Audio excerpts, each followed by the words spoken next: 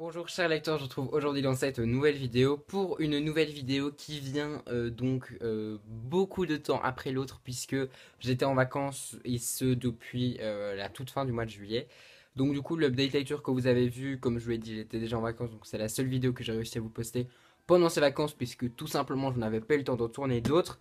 Et donc, comme je vous l'avais promis justement dans ce même update lecture, plein de update lecture vont arriver à la suite parce que j'ai encore 15 livres à vous présenter, enfin non 14 mais bientôt 15 à vous présenter, donc il faut vraiment que je reprenne tout ce retard au plus vite parce que je suis toujours en vacances pour 2-3 semaines, donc du coup eh bien, je vais encore lire pendant 2-3 semaines.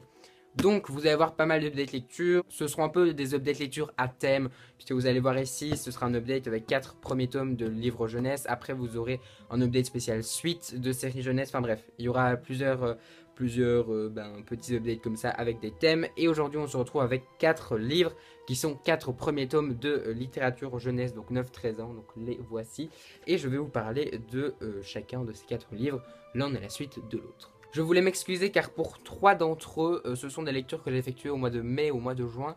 Du coup, je ne me souviens plus très bien de mon avis. Enfin, je connais encore mon avis dessus, mais ce ne sera pas un avis très long et très détaillé, puisque je ne me souviens plus de grand chose.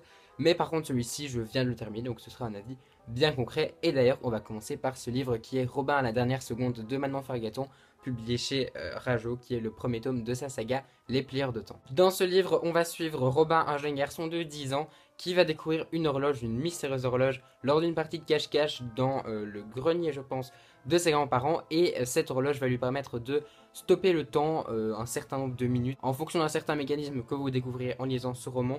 Et donc il va avoir le pouvoir de pouvoir stopper le temps, mais va-t-il s'en servir bien? Va-t-il pouvoir devenir un super-héros comme il en a envie? On va le découvrir dans le roman. Je viens de terminer ce livre puisque je l'ai terminé ce matin même, et je peux vous dire que j'ai adoré le premier tome des Plieurs de Temps. C'est un roman pour les, allez, je dirais 9-13 ans. Même si donc bien sûr on peut le lire bien après. Moi je n'ai plus 13 ans, j'en ai presque 15. Mais j'ai quand même vachement adoré. La première chose qui pour moi m'a fait adorer ce bouquin, c'est le personnage de Robin. Car Robin est un personnage qu'on a vraiment envie de suivre. C'est un petit garçon qui a 10 ans et qui se pose déjà énormément de questions. Des questions sur l'amitié, des questions sur le bien et finalement le mal. Parce qu'au final, il va avoir ce pouvoir de cette horloge, mais il va se demander si est-ce qu'il l'utilise bien, est-ce qu'il l'utilise pour les choses importantes, est-ce qu'il l'utilise finalement pour des choses qui en valent la peine ou non, pour des choses totalement futiles. Et j'ai beaucoup aimé son questionnement autour de ce qui est important pour lui. Alors bien sûr, il y a des trucs qui sont importants pour un garçon de 10 ans qui ne seront peut-être plus pour un adulte, mais c'est toujours très mignon de découvrir ce qu'on avait dans notre tête à 10 ans, parce que même si c'était pour moi il n'y a que 4 ans, je ne m'en souviens plus trop, je dois vous avouer. Il y a deux relations notamment qui m'ont beaucoup plu, et ça, Piketty l'a relevé aussi dans son update lecture que j'ai vu tout à l'heure. C'est la relation avec ses sœurs et avec ses grands-parents qui est juste formidable, ce qui en fait un petit garçon qu'on a vraiment envie de suivre. J'espère qu'on le reverra quand même dans les autres tomes parce qu'en fait le principe de cette saga c'est que chaque tome est basé sur un personnage. Donc le premier tome est basé sur Robin, le deuxième sera sur Anthony et après je crois que l'auteur est en train de finir celui sur Camille.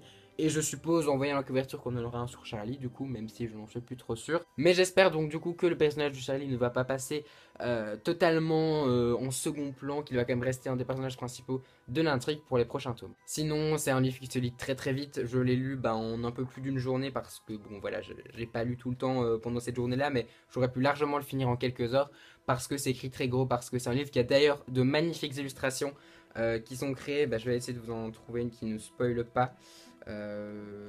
Si j'y arrive. Donc voilà, qu'il y a de magnifiques illustrations et la couverture également qui sont réalisées par Noémie Chevalier qui a un blog que je vous mets en barre d'infos parce que j'ai vu son blog et que j'ai vraiment adoré tout ce qu'elle faisait.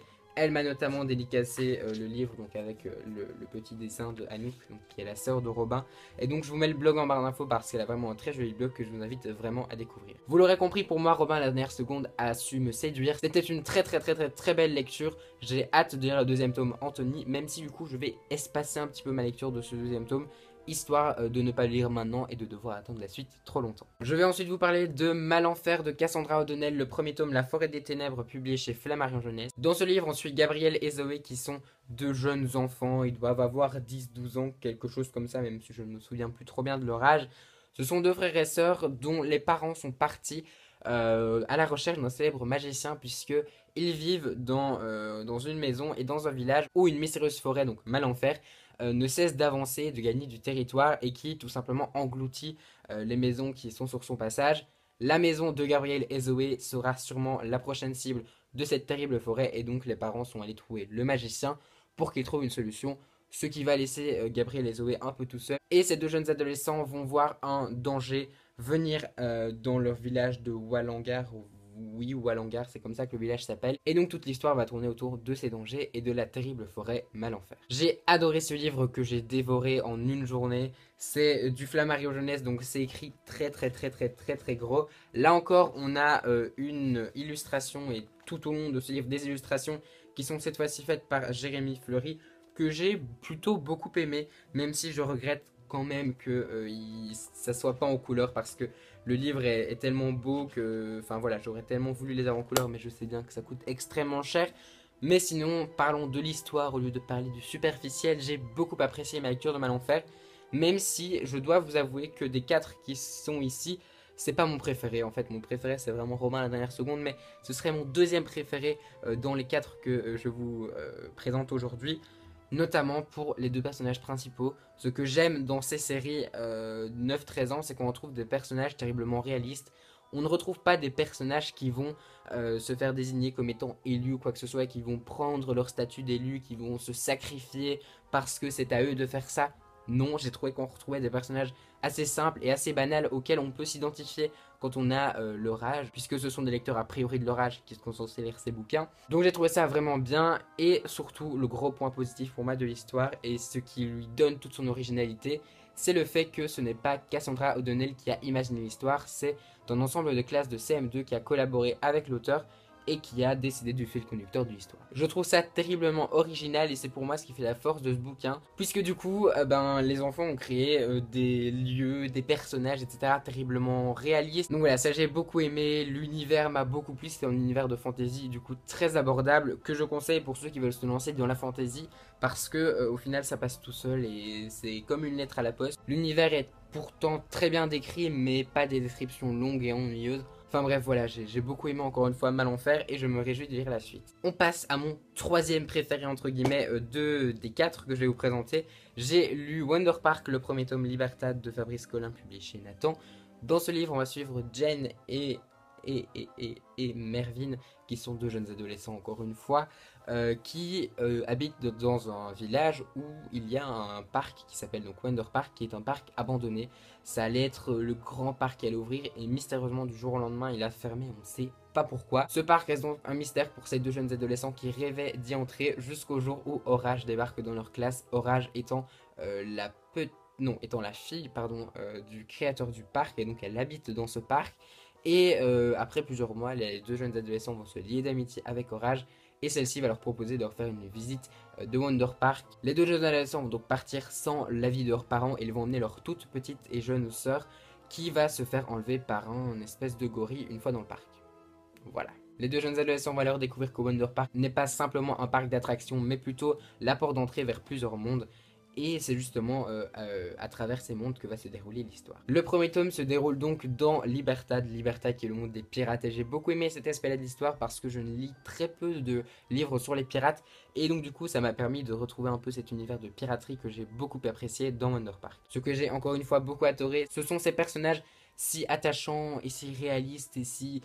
Voilà, ici naturel, et on aurait dit que ce sont des deux jeunes enfants préadolescents de maintenant, donc ça m'a beaucoup plu. J'ai beaucoup aimé aussi la suite d'aventure qui va arriver à ces trois du coup jeunes adolescents, qui m'a beaucoup plu. Encore une fois, j'ai été vraiment ébloui par les illustrations que je trouve très belles pour le coup. Je vais essayer de vous en trouver une, donc voilà. Pareil, encore une fois, ça se lit très vite, c'est celui qui se lit le plus vite parce que ils font 140 pages et que c'est écrit très gros. Donc du coup c'est très abordable pour des enfants de 9 à 13 ans. Ça met un bon suspense. À la fin on a très envie de lire la suite et les tomes d'après pour découvrir les nouveaux mondes. Puisque on le découvre au début de chaque roman, mais il y a une carte de Wonder Park. Avec donc du coup 6 mondes qui nous laissent présager qu'il y aura 6 tomes.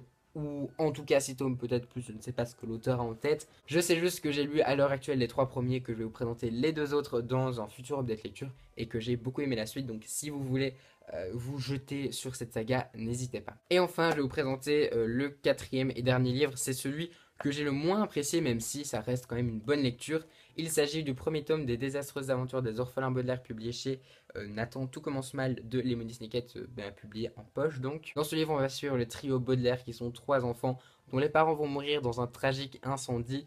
Donc voilà, tout va partir en fumée, leur maison, leurs parents aussi, du coup, toutes leurs affaires et finalement toute leur vie, puisque leurs parents avaient dit qu'ils devaient être recueillis par un membre de la famille, et le membre de la famille le plus proche, il s'agit du comte Olaf. Seulement le comte Olaf n'a pas forcément de bonnes intentions en les invitant chez lui, puisqu'il veut tout simplement s'emparer de la fortune des Baudelaire pour devenir à son tour riche. J'ai beaucoup apprécié ce petit livre qui, pareil, se lit très vite, mais c'est le livre et l'histoire où je me suis moins attaché au personnage, ce qui a pour le coup fait baisser ma note entre guillemets pour ce livre, parce que pour moi c'est très important de s'attacher au personnage, et je sais pas trop pourquoi ça n'a pas forcément été le cas dans Les Orphelins Baudelaire. Même si les personnages sont très mignons, même s'il leur arrive plein de malheurs, je ne suis pas arrivé à m'y attacher, et c'est ce qui pour moi est le seul point négatif de ce roman, qui pourtant regorge d'action, regorge de loufoquerie, je sais pas si ça se dit, mais en fait c'est un livre qui est très loufoque puisque l'auteur a une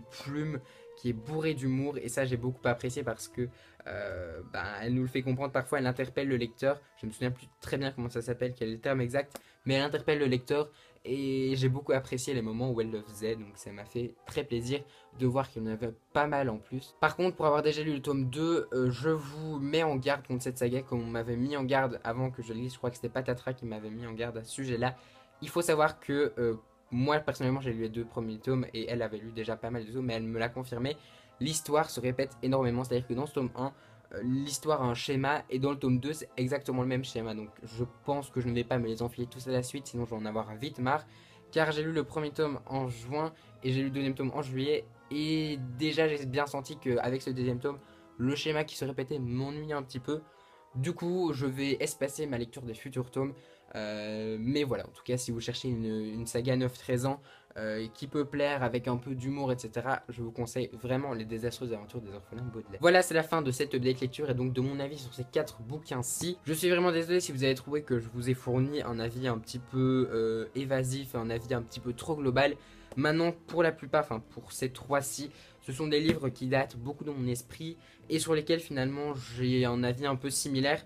Donc du coup j'ai eu forcément beaucoup de mal à vous fournir un avis. Ça fait partie de ces livres où je n'arrive pas à dire grand chose dessus, mais j'espère que néanmoins mon avis vous a suffi et vous a plu. Ce ne sera pas forcément le cas pour cette update lecture-ci, puisque je n'ai encore fourni aucune chronique de blog sur ces livres-ci, mais dans les prochains vous allez pouvoir retrouver des chroniques de blog, puisque j'ai repris le blog, comme je vous l'avais dit, je vous ai mis déjà quelques chroniques en ligne, et donc du coup je n'envisage pas forcément de chroniquer ces 3-ci, mais celui-ci sera bien chroniqué dans quelques semaines, donc si vous voulez aller jeter un coup d'œil sur le blog, n'hésitez pas. Voilà, c'est la fin de cette update lecture, j'espère qu'il vous a plu. Si c'est le cas, n'hésitez pas à liker cette vidéo et à vous abonner à la chaîne pour suivre toutes mes péripéties sur YouTube. N'hésitez pas également à me dire dans les commentaires si vous avez lu un petit livre, ce que vous en avez pensé, et si vous les avez appréciés ou si en tout cas je vous ai donné envie de les lire. Je vous souhaite de très belles lectures et de très bonnes vacances à ceux qui le sont encore, et je vous dis à très bientôt dans une prochaine vidéo.